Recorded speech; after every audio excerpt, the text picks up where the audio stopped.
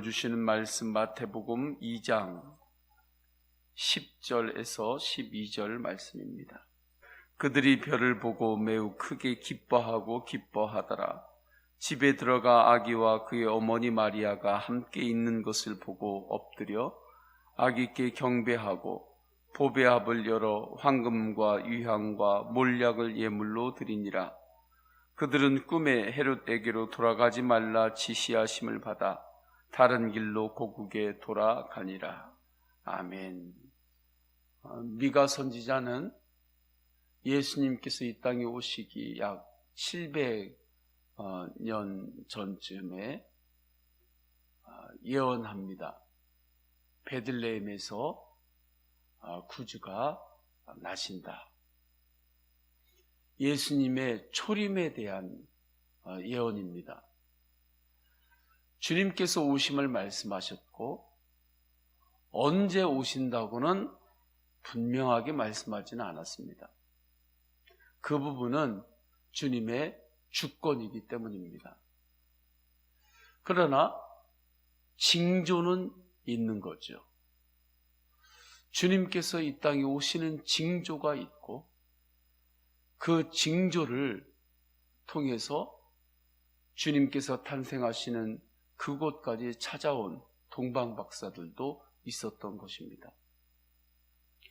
이처럼 예수 그리스도께서 다시 오신다고 하셨습니다. 재림하신다고 하셨습니다. 시기는 정확하게 알 수 없습니다.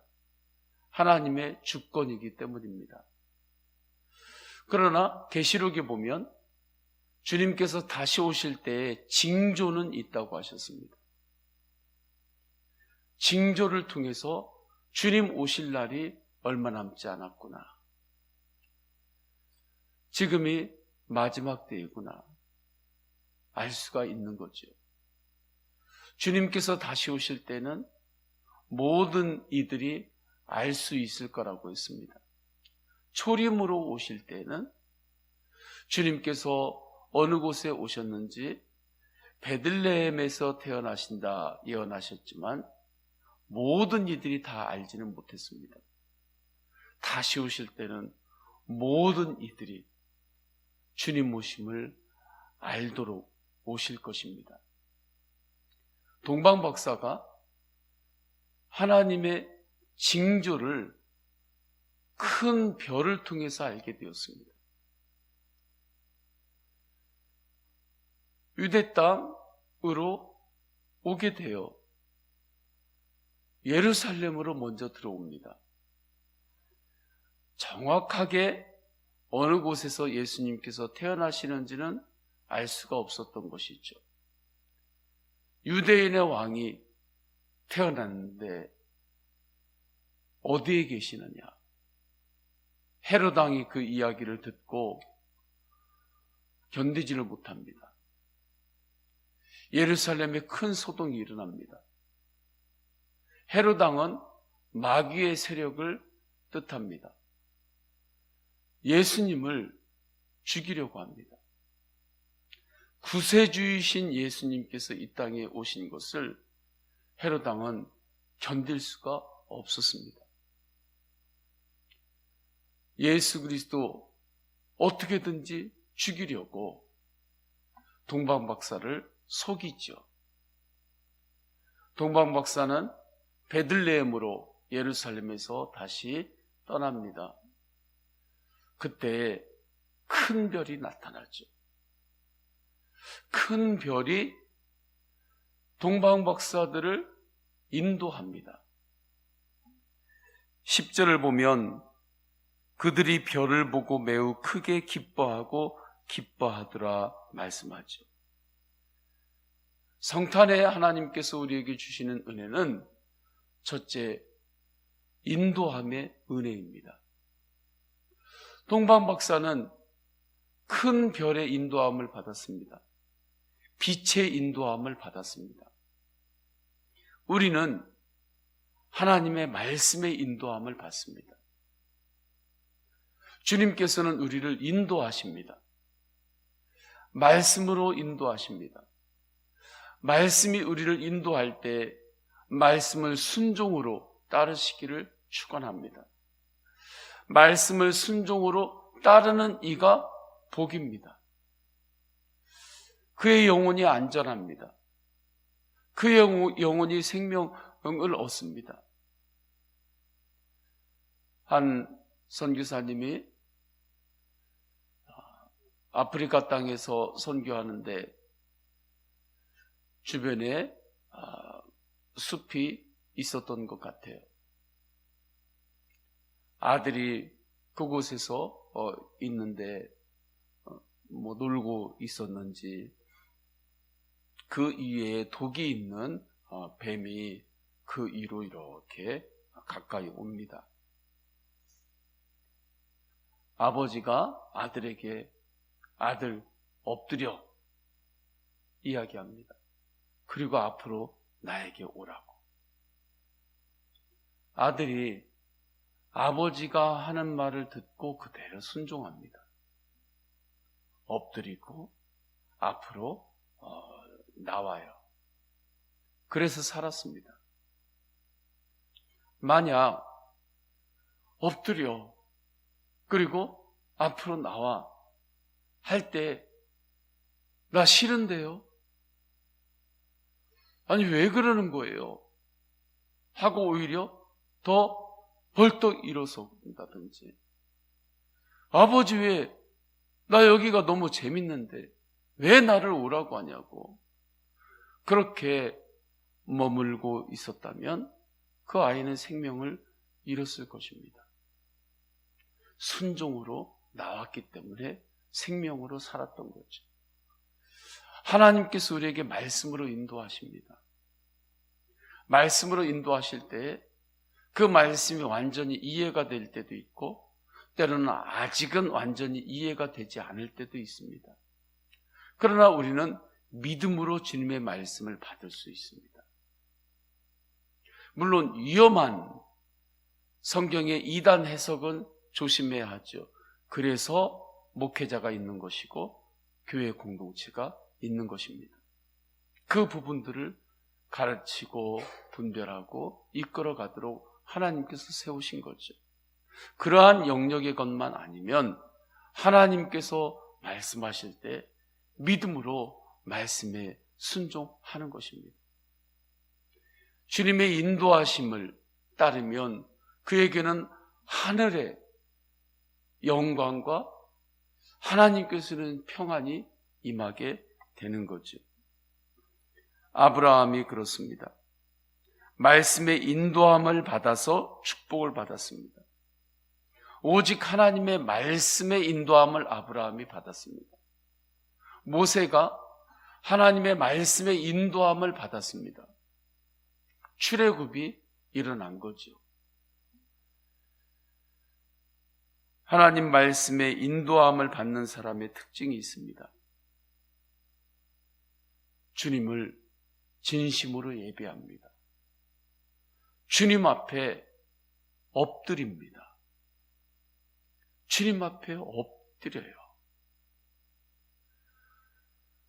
우리가 물리적으로 생각하면 교회에 들어오는 문이 굉장히 작아야 됩니다. 엎드려야만 들어올 수 있는 문이 되어야 하는 거죠. 세상에서 어떤 사람인지 이든지 어떠한 직분을 가지고 있든지 내가 하나님의 성전을 위해서 얼마만큼 땀을 흘리고 수고를 했던지 그러한 것들이 다 주님 앞에서 내가 고개를 들고 나올 이유가 되지 못합니다. 주님 앞에 나오려면 누구나 다 엎드려야만 나오는 거죠. 그래서 교회 문을 아주 굉장히 좁은 문으로 만들어서 누구나 다 엎드려야만 예배당에 들어올 수 있게 만들어야 하는 거죠.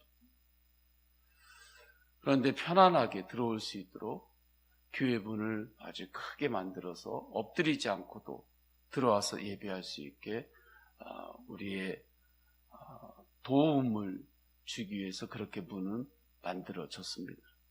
그런데 영적으로 보면 주님 앞에서는 엎드려야 되는 거예요. 엎드려서 주님 앞에 와야 하는 것입니다. 그러면 엎드려서 무엇을 하는가? 주님을 높이는 것입니다. 주님을 경배하는 것입니다. 주님을 예배하는 것입니다. 그리고 가장 큰 기쁨은 주님께 받는 것도 기쁜 거지만 주님께 드리는 것이 기쁜 것입니다. 예배기 때문에. 그래서 동방 박사들이 예수 그리스도를 만날 때 예수님 앞에 엎드립니다. 엎드리고 주님께서 이 땅에 구주로 오신 것이 그들의 기쁨이었고, 또한 그들의 또 하나의 기쁨은 주님께 드림이 기쁨이었습니다. 드림이 기쁜 거예요. 주님의 사랑을 받는 것이 기쁨이고 주님께 사랑을 드리는 것이 기쁨입니다. 우리가 아이들을 볼 때에도 사랑이 있으면 아이에게 사랑을 주는 자체가 또 기쁨이잖아요. 아이의 사랑을 받는 것도 기쁨이지만 사랑을 주는 것도 기쁨입니다. 사랑하는 것도 기쁨입니다. 주님 앞에 엎드려 경배할 때 주님께 나의 사랑을 드리는 것이 너무나 큰 기쁨이었습니다. 그래서 11절에 보게 되면 집에 들어가 아기와 그의 어머니 마리아가 함께 있는 것을 보고 엎드려 아기께 경배하고 보배압을 열어 황금과 유향과 몰약을 예물로 드리니라 말씀하죠. 주님 앞에 무엇을 드림으로 기쁨이 있습니까? 성탄의 이 아침에 주님 앞에 드릴 무엇을 준비하고 주님 앞에 서십니까? 산 제물로 나를 드리는 것입니다. 산 제물로 나를 드리는 거예요. 산 제물이 되었다고 하는 것은 살아있는 제물은 죽은 거죠. 제물을 드릴 때 살아있는 제물을 제단 위에 드리지는 못합니다. 제물은 죽어야 되는 것입니다. 그러나 하나님은 말씀합니다. 살아있다고. 아니 어떻게 살아있고 죽고 죽어있는데 살았고가 됩니까? 나는 죽고 예수님으로 사는 것입니다. 나는 죽고 예수 그리스도로 사는 복음으로 내가 산 제물이 되어서 주님께 드리는 기쁨이 예배 가운데는 있는 거죠. 이 사람이 주님의 인도함을 받는 사람입니다. 주님의 인도함을 받는 사람은 두 번째로 영적 전쟁에서 승리합니다. 사단을 분별할 수 있습니다. 사단의 미혹을 주님께서 드러내시기 때문입니다. 12절에 보면 그들은 꿈에 헤롯에게로 돌아가지 말라 지시하심을 받아 다른 길로 고국에 돌아가니라 말씀합니다. 하나님께서 사단의 실체를 드러내시는 거예요. 헤롯 왕은 사단의 세력을 뜻한다고 했습니다. 이가 동방 박사들을 속였어요. 베들레헴에서 예수님이 태어나시면 나에게도 알려주십시오. 나도 함께 경배하고 싶습니다. 그것은 거짓말이었습니다. 그 거짓말을, 사단의 그 미혹을 하나님께서는 드러내셨습니다. 그래서 동방 박사들이 다시 헤롯 왕에게로 돌아가지 않고 그 거짓을 주님께서 드러내셨기 때문에 미혹에 당하지 않았던 것입니다. 이것이 영적 전쟁에서 승리입니다. 주님의 인도함을 받는 사람, 하나님의 말씀의 인도함을 받는 사람은 사단의 미혹을 분별합니다. 사단의 미혹에 넘어가지 않습니다. 이 은혜 안에서 오직 주님으로 영적 전쟁에서 승리하시기를 축원합니다. 정장보 교수님이 계십니다. 이분은 예배학 교수님이십니다. 40여 년 동안을 교회력에 따라 예배와 설교 책을 계속해서 쓰셨던 분이십니다. 은퇴한 지가 수년이 지났죠. 그렇게 지금까지 집필하셨던 책을 이제는 내려놓고 제자들에게 그 집필하는 것을 맡기면서 이렇게 이야기합니다. 인생에서 가장 소중한 것, 하나님께 경건하게 예배하는 것입니다. 하나님을 예배하는 것을 소중히 여기십시오. 그렇게 말을 합니다. 정말 깊은 여운이 있는 것입니다.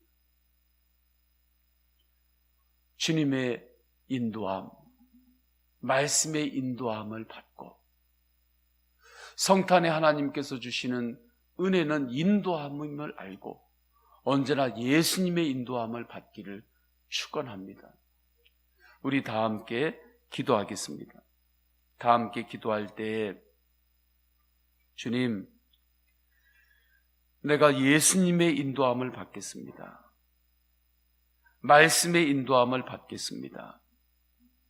주님 앞에 그렇게 고백하며 오늘 주신 말씀 붙잡고 주님 앞에 엎드리며 예배자로서의 삶을 고백하고 또한 영적 전쟁에서 승리케 하시는 주님을 바라보면서 주님 앞에 내가 산제물로 주님께 드립니다. 산제물로 주님께 드리는 기쁨이 성탄의 이 아침에 우리 성도님들 모두에게 가득하기를 바랍니다. 붙들고 말씀 붙들고 기도하시고 또한 코로나로 여러 어려움들이 있습니다.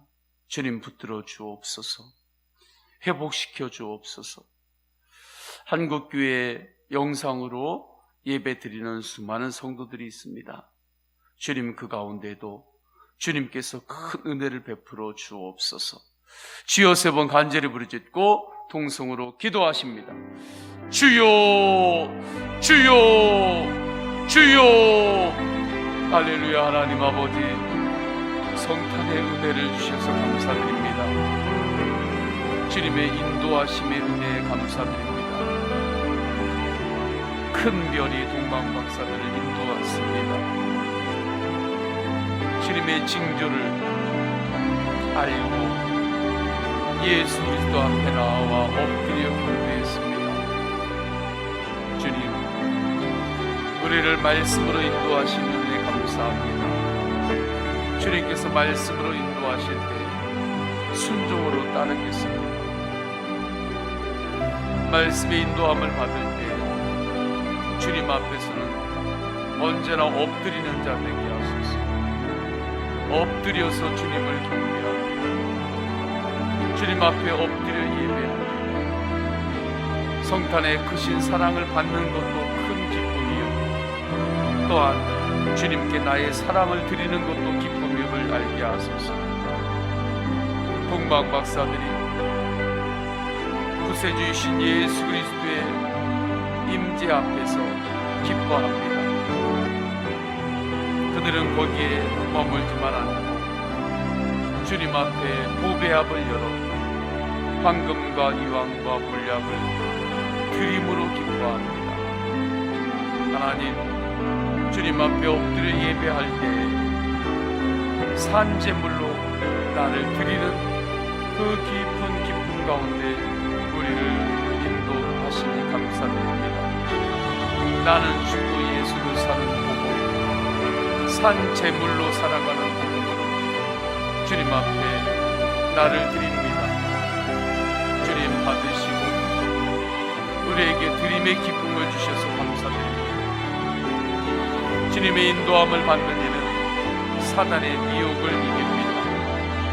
하나님 아버지, 우리의 심령 가운데 끊임없이 사단의 미혹이 있습니다.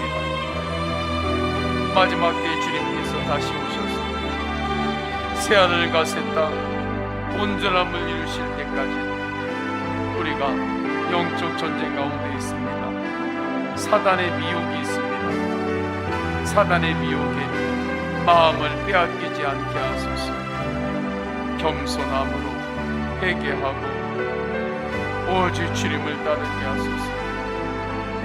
고집이 더 세지는 것이 아니라 주님께서 나에게 주시는 부드러운 마음, 주님께 주시는 성령의 열매로 이 땅에서 오직 주님의 이름을 높이는 자가 되게 하소서. 사랑과 희락과 화평과 오래 참음과 자비와 양선과 충성과 온유함과 절제함의 열매들이 점점 자라서 이 땅에서 오직 주님의 영광을 드러내는 통로의 삶을 살게 하소서. 산 제물의 열매가 성령의 열매임을 알고 그 은혜 안에서 살게 하소서. 하나님 아버지, 주님 앞에 개인의 기도 제목을 올려드립니다. 주님께서 받으시고 하늘문을 여시고 주님께서 응답하여 주옵소서. 주님, 이 땅의 믿음의 백성들이 영상으로 예배를 드립니다. 주님, 성령님께서 각자의 모든 처소에서 예배드릴 때에 은혜를 베풀어 주옵소서. 성령님께서 은혜를 베풀어 주옵소서. 육신연약한 지체들이 있습니다. 주님 만져주셔서 회복시켜주시고 치유하여 주옵소서.